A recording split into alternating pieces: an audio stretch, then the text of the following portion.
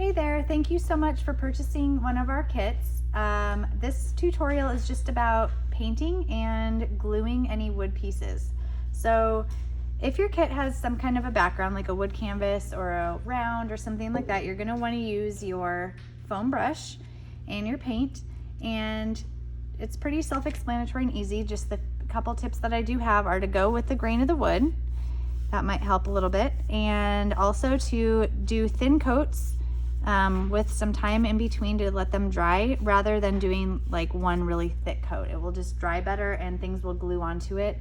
If pardon me, if you feel like it's a little rough at the end, you can always use the included sandpaper in your kit to smooth it out. So then when you're finished, it will look something like this.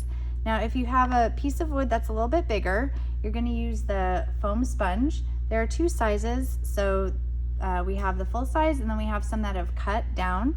You'll want to use the full size for a little bit bigger pieces. So all you have to do is just dip it into your paint. Make sure you dab off the excess onto a paper plate or paper towel, and then just kind of pounce or dab onto your piece.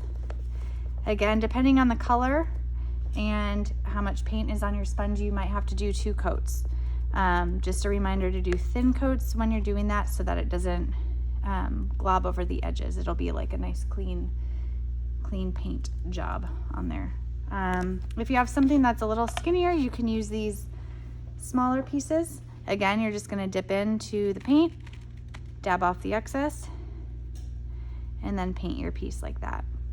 Now when you're finished and you're ready to glue it onto your sign, you're going to do the exact same thing that you did with your paint, but you're going to do it with your glue. So I'm going to finish up this cactus here.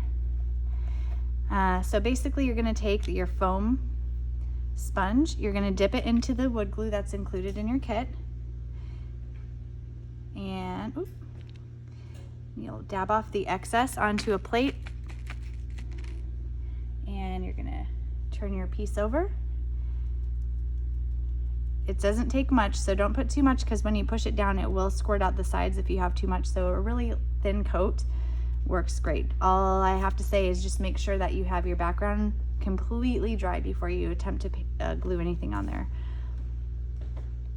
So you're gonna place it where you want it, push it down, and it should dry really quickly. So really that's all there is to it. Just a reminder, thin coats are best, and good luck and have fun. Happy crafting. Thanks so much.